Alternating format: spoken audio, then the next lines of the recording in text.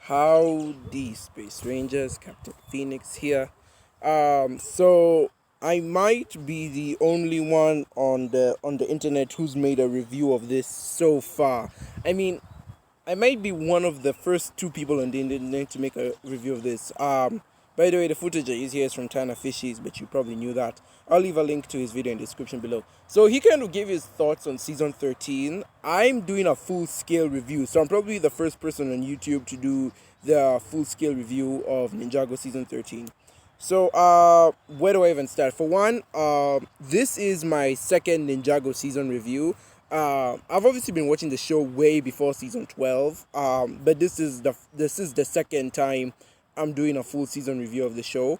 On top of that, the only other time I did anything Ninjago related was ranking the seasons and the movie review. So this is the only time when I get to like really talk about a season in its entirety. Um, According to the schedule, it kind of messed up for like the release schedule of season 13, like episodic schedule.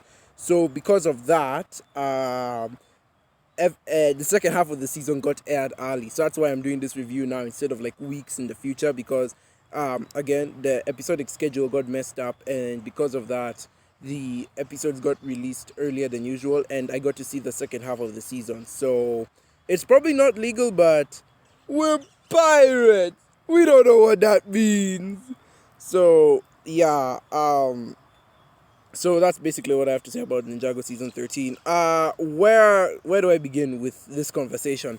Okay, so I just spent my day binge watching the second half of the season, and I figured I might as well give my thoughts on it. I give them out as early as possible, with the memory still fresh in my mind. I give you my raw, unscripted thoughts. So yeah, I thought I would go into season 13 and let you guys know what's up.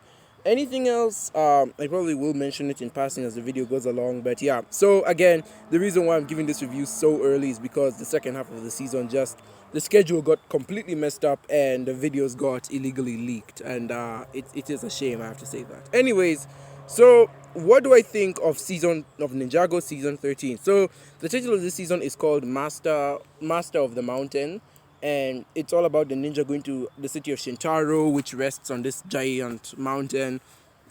And in the mountain, we have like two tribes of creatures. We have the geckos and we have the months. And basically, this season is sort of inspired by D&D, Dungeons and Dragons. Not really more like Lord of the Rings, but more like Dungeons and Dragons with the weird creatures and such. All right.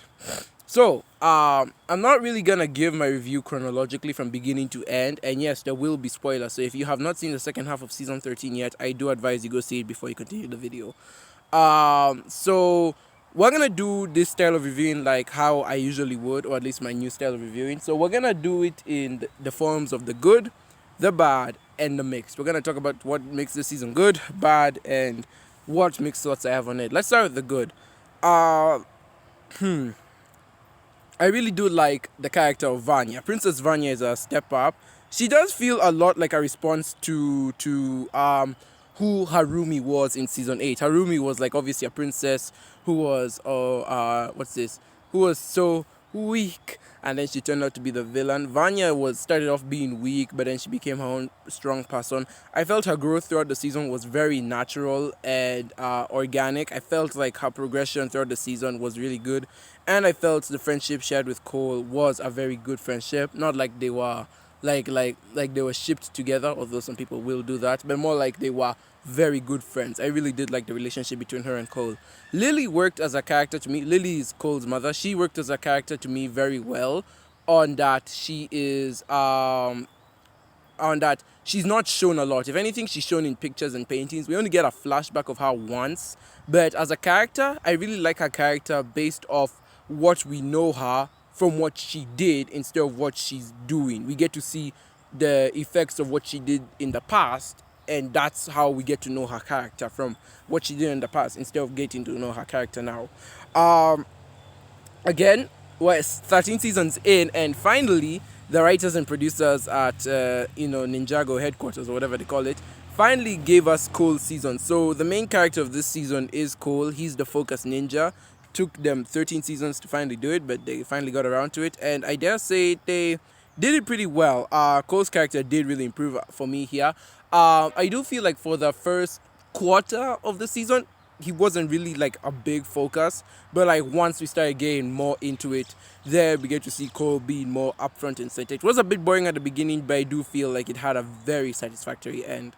What else can I say was really good? The animation is better than that of season 11 and 12. I was having like a debate in my mind of which was better, season 12's video game style or season 13. But like, here's the thing: with season 12, the segments that took place in Ninjago are kind of boring, whereas the segments that took place in the video game were interesting. Like, that's where all the budget went to. Here we didn't have like different segments, so it was all like in one area. So I can say collectively the season was well animated. The fight scenes, the combat are some of the best I've seen in the show since season 9. Yeah, season 9 is the last time I remember we had a genuinely good Ninjago fight scene. So season 13 really pushed the envelope with this one, and I feel it really did improve upon it. So thumbs up to them. What else can I say that is good? I like how the ninja split up. Again, I thought this season was gonna take more inspiration from like Lord of the Rings or something like that, when really it's more getting inspired from Dungeons and Dragons. I'll get onto that later. Like, there was an episode where like they get like a He-Man parody sort of thing. So, and the flashback episode wasn't in anime, but instead was like an 80s style of animation. So it wasn't bad. It's not my cup of tea. Definitely, if you are a kid if you are a kid like in the 80s and 90s, this will fit for you better. But for me, it's like whatever. I'm not into it so much. What else can I say? So it's like fine for whatever it is. This season definitely feels like sort of like a love letter and a satire of what 80s and 90s cartoons used to be. You would understand it if you like watch the show. So again, the combat is really good. I love the fight scenes this season. There's a lot I could really point out. If it's not against an animal or a creature, they're really good. The final battle between Cole and the Skull Sorcerer again just rings early 2000s cartoons. It's just so reminiscent of the good guy and the boss bad guy facing each other. It's really clever. The Skull Sorcerer twist, it's really predictable. We all knew it was gonna be the king because we knew they wouldn't do another princess reveal just yet. So I was very happy with what we got. What else? It'll probably come back to me later on. I do like how the ninja also split up. I like how we have different story arcs, and then the ninja have to put the pieces together. Like, oh, this took place in this time, and this took place in this time, and then they all put the pieces together, and they're like, oh, that side connects like this, and then at the end they all group up together. I really like the way the ninja were able to branch off, especially considering in most seasons they're always together. So I like how in this one they were mostly branched off and then didn't come back until almost at the very end. And I guess that's what I would say for the good. For the bad, there were definitely a lot of filler episodes. Like, there were 2 individual episodes, one for the months and one for the geckos, and I feel like they really did not have to be 11 minutes long. You could have easily cut down the runtime, make the months thing 5 minutes, make the gecko thing 5 minutes, and then unite both episodes into one episode. So like, you'd be like, oh, this is what Jay, Lloyd, and Nia are doing. And then you'd be like, oh, this is what Kai and Zayn are doing. I don't know. In my opinion, I feel they really should have gone with that. I don't know why they didn't. Another thing is, like, was it in the second episode where Vanya is telling Cole about the old Skull Sorcerer and how he died and whatnot? To me, that was just, why was that there? That is the worst way you do exposition. It's as if the writers even knew this and kind of like tried to brush it off, but at the same time I just can't ignore it. That was such a bad scene. It's ignore that notification. It's such a bad scene. Like, I feel, in all honesty, that's just the worst way to do exposition, and I feel like they really botched it there. Another issue I had was the lore around Cole. I feel like his lore was very confusing, as if the elemental master of Earth was this special person, even more special than Green Ninja. Because, like, here's the thing, there's like this cave dedicated to Lily, and I'm like, okay, why only Lily? Oh, okay, the cave was made by the geckos and months. That makes sense. So obviously they wouldn't put Cole's grandfather in there. So I do understand why that's the case. But then again, there's like a mech that can only be powered by the elemental master of Earth, and I'm like, weren't there only one of these in existence, and they could only be powered by the Golden Master, aka Lloyd? So it seemed weird that they would pull something off like way early from season 2. It just seemed so off to me. Another thing that seemed very off to me was, again, not off, but like the burst spinjitzu burst, whatever they call it, where an elemental master must be surrounded by the source of his power in order to perform the spinjitzu burst. And since Cole is in the middle of a mountain, he was able to do it. So I'm like, this is a very cool concept. I can see it being applied to other ninja, but the fact that they had to build like so much lore around it, making it look as if only the Earth ninja can do it, it really boggled my mind as to why they made that choice. It could have been so simple, but they had to go with the Dungeons and Dragons route and make it so overly complicated. Again, there was that He-Man parody episode. Again, I'm not a big fan of it. Maybe if you're like in your 20s or 30s, maybe you'll like it more, but I just wasn't a big fan of it. It really kind of bored me. What's this? Cogran? He's kind of annoying. Like in the flashback episode, he was like so annoying. Like later on, he began to be more sympathetic, but like at the beginning, he was like so freaking annoying. I'm like, please get out of the screen. Can we move on? But that's all I have to say about the bad, actually. Then we have the mixed. The Geckos and Months. To me, personally, I feel the Geckos and Months shouldn't have been in this season. But if they were, then I feel they should have been handled better. I had a more fun time hanging out with the Geckos than I did with the Months. The Months, I don't know. To me, it just seemed like they were playing dumb. You know what I'm saying? And whilst the geckos had this fun thing where like they were civilized but at the same time just really dumb. But the Months, they had like this whole situation where they're all dumb, and the color palette around the kingdom was just like this pale green, where it's like this pale dark green thing. I really was not into that.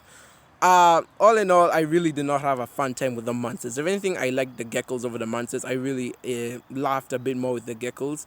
But at the same time, it's just, I really don't think they were as integral to the story. I feel like if we focus just on the Shintarians, it would have been better. But of course, we had to bring in the Geckos and Monsters because of Lily. And I just feel they could have been handled so much better. I was not a big fan of the Monsters. That's my opinion. So there was more I had to say about this, but I don't know why it's slipping my mind. Overall, I really did not like that. There was also this funny joke of where like the lava monster was just staring at a wall for the whole time waiting for the ninja to come back. I don't know why I laughed. It was such a dumb joke, yet it's surprisingly so funny. It was so weird. Then we have the Skull Sorcerer himself, the main villain of the season. Honestly, if you want like a confusing villain, this is your go-to guy. In all honesty, with the Skull Sorcerer, he has a cool design. In honesty, he might be one of the best designed Ninjago villains out there. The problem is his voice. And then we have the actual skull in his hand.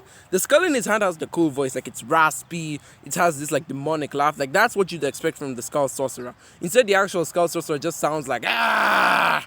And I'm like, oh, okay. I mean, later on, we do get an explanation as to what the thing is about. Is that he's not the original Skull Sorcerer. The original Skull Sorcerer is the skull, the one with the raspy voice.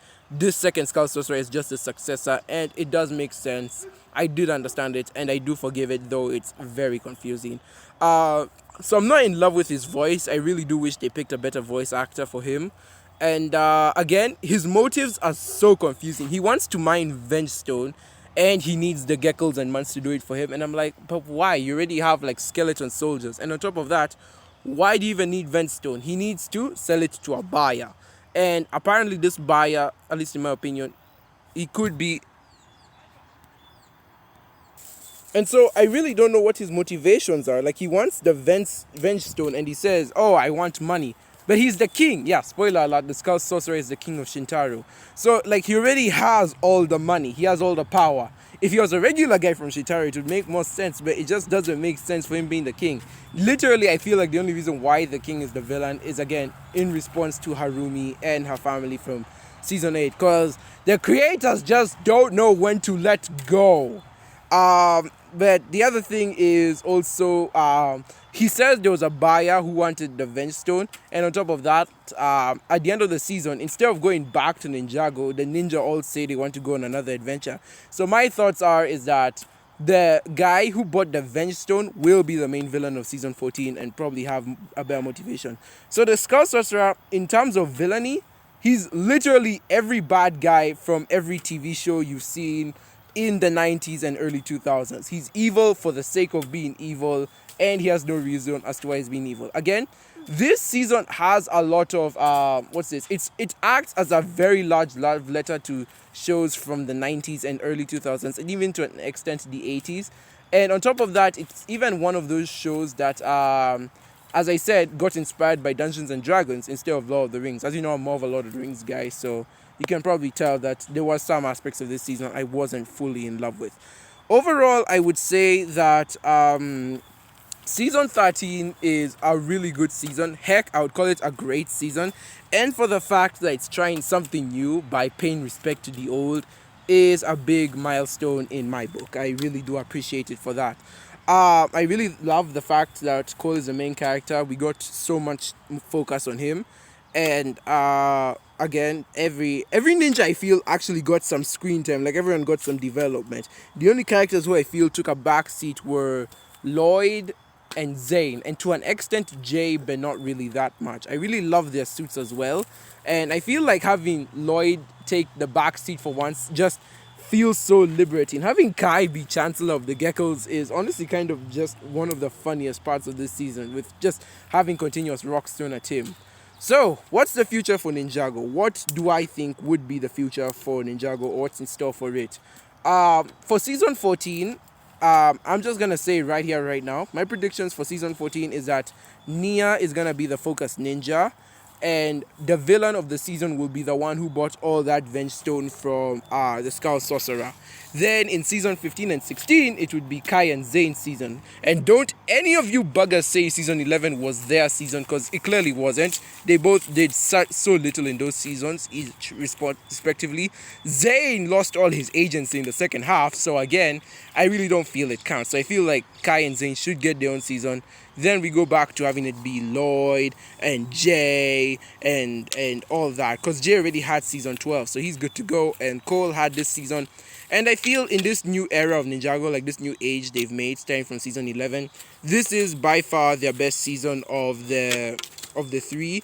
And in all honesty, I would watch it again if you told me to.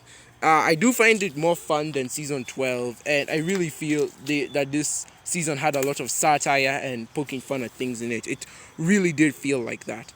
Overall, since you caught me on a good day, I would say this season gets an 8 out of 10, and is all honestly one of my top 5 favorite Ninjago seasons. I would say it's better than Prime Empire and Rebooted. So, not as good as Tournament of Elements, but below Rebooted. So, I would say it would be at the number 5 position, if I do remember my list correctly. So, top 5 favorite Ninjago seasons. Season 13 really pushed the envelope, and I feel that it has set a precedent for what future Ninjago seasons should be.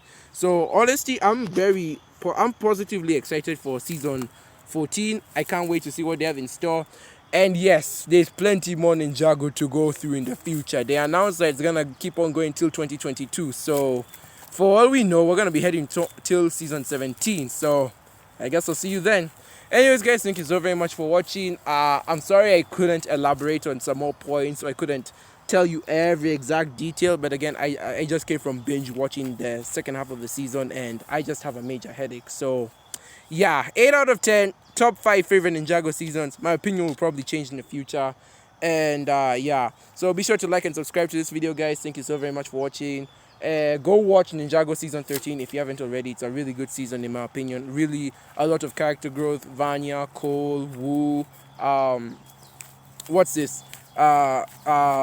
Even Lily. And I like how the season even calls some flaws to its own problems. As much as it's like being satirical to 80s and 90s cartoons and even early 2000 cartoons, it also points out its own incomplete plot holes and the fact that the show in itself is an early 2000 cartoon despite the show coming out in 2011. It's kind of crazy if you think about it. Anyways, like, subscribe, be sure to share this video with your friends. Always leave a comment down below. Go watch season 13, tell me what you thought about it. And I just wanted to get this review out as quick as possible because, well, I don't have a lot to do, and I wanted to be one of the first people to give their thoughts about this season. I do have some news I will be laying down later on, though I do not know if it will be tonight or next week or whenever, just whenever I'm free. But there is some news I will be laying down, and yeah, you might want to be around there for that. So again, thank you so very much for watching, guys. I've been Captain Phoenix, and with that, I will see you in another universe.